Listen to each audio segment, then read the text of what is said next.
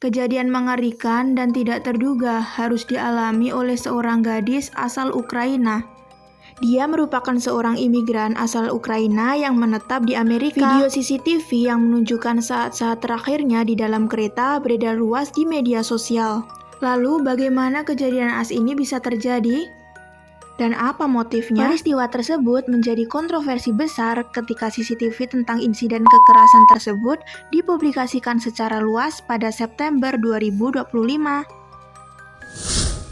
Irina Zarutska, perempuan berusia 23 tahun yang lahir di Kiev, Ukraina.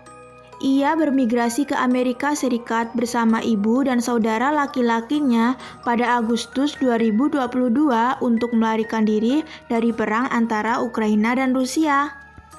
Berdasarkan informasi yang beredar, Irina Zarutska lulus dari Synergy College di Kiev, meraih gelar di bidang seni dan restorasi sebelum memulai hidupnya di Amerika Serikat. Irina melanjutkan pendidikan setelah pindah ke Amerika Serikat dengan kuliah di Rowan Cabot Community College dari tahun 2023 hingga 2025. Di Amerika, ia bekerja di Zebedee's Pizzeria di Charlotte dan berencana memulai karir sebagai asisten dokter hewan. Ia merupakan gadis yang sangat ceria, memiliki banyak teman dan memiliki positive vibes. Ia juga cukup aktif di media sosial membagikan kesehariannya bersama teman-temannya.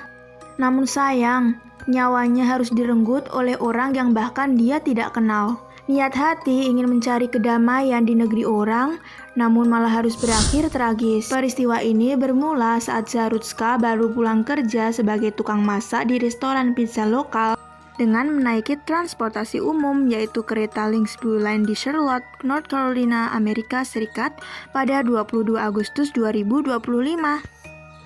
Semuanya terlihat baik-baik saja, terlihat biasa saja dan sekilas nampak normal. Kursi tidak terisi penuh dengan penumpang. Hanya ada beberapa penumpang yang duduk di belakang dan di sampingnya.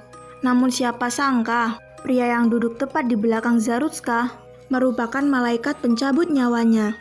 Tanpa peringatan, pria tersebut mengeluarkan pisau dan menikam Zarutska sebanyak 3 kali, termasuk 1 kali di leher yang menyebabkan pendarahan parah. Zarutska tidak menyangka kejadian begitu cepat. Dia bermain ponsel sambil menggunakan earphone. Dalam video yang tersebar menunjukkan bahwa pelaku melompat dan meraih palang kursi di depannya dengan tangan kirinya dan menusuk Zarutska dengan tangan kanannya. Zarutska meringkuk dengan lutut di dada dan tangan menutupi mulutnya, menatap penyerangnya. Sekitar 15 detik kemudian ia jatuh ke lantai kereta dan keduanya pun tidak menunjukkan interaksi sama sekali sebelum serangan itu terjadi. Setelah menusuk Zarutska, pelaku pergi ke gerbong lainnya, gak lupa membawa pisau yang bercucuran darah Zarutska hingga tercacar ke lantai kereta. Lalu pelaku melepaskan hoodie-nya dan orang-orang hanya berani melihatnya tanpa menangkapnya. Semua orang shock, tidak tahu apa yang sedang terjadi. Kejadiannya begitu cepat.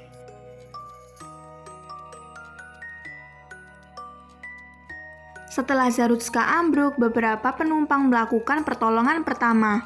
Terlihat salah satu penumpang melakukan pertolongan pertama dengan memberikan CPR dan orang lainnya menelpon bantuan.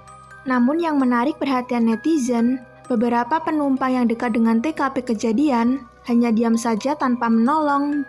Bahkan wanita yang berada di samping Zarutska terlihat mengemasi barangnya dan langsung pergi meninggalkan korban. Orang-orang di sekitarnya juga hanya melihat dan pria dengan hoodie abu pergi mengikuti pelaku. Banyak orang yang mengatakan hal ini adalah rasisme. Tapi nggak tahu ya guys, ya mungkin mereka shock dan tidak tahu harus berbuat apa, takut jika ikut terlibat. Pelaku utama dalam kasus ini diketahui bernama DeCarlos Brown Jr., seorang pria berusia 34 tahun dengan riwayat gangguan mental dan kasus hukum sebelumnya. Brown memiliki rekam jejak kejahatan termasuk perampokan bersenjata dan pencurian, serta didiagnosis menderita skizofrenia yang menyebabkan dia mengalami delusi dan halusinasi. Kasus ini juga menimbulkan kritik terhadap sistem peradilan, terutama mengapa Brown bisa bebas meski memiliki catatan kriminal panjang. Dikatakan Brown juga pernah menjalani 8 tahun penjara karena aksi kejahatannya sebelumnya. Ia juga merupakan seorang tunawisma. Mendapat kritikan dari banyak masyarakat menekankan perlunya solusi untuk menghadapi pelaku berulang yang tidak mendapatkan konsekuensi hukum dan orang dengan gangguan mental yang dibiarkan berkeliaran di jalanan. Setelah aksi kejamnya tersebut, akhirnya Brown langsung ditangkap oleh pihak keamanan. Dari kejadian ini, Brown didakwa dengan pembunuhan tingkat pertama dan terancam hukuman penjara seumur hidup atau hukuman mati di North Carolina. Brown juga menghadapi tuntutan federal karena kejahatannya terjadi di sistem transportasi umum yang dapat membahayakan banyak orang. Akhirnya, Irina Zarutska dimakamkan oleh keluarganya di North Carolina. Namun dikabarkan sang ayah tidak dapat terbang ke Amerika menghadiri pemakaman sang anak. Ya, mungkin karena kondisi di negaranya ya yang sedang perang.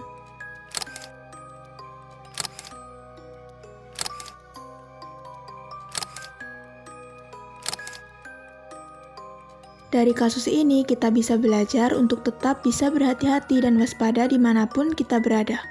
Dan usahakan untuk tetap bisa peduli dan peka terhadap kejadian di sekitar kita ya.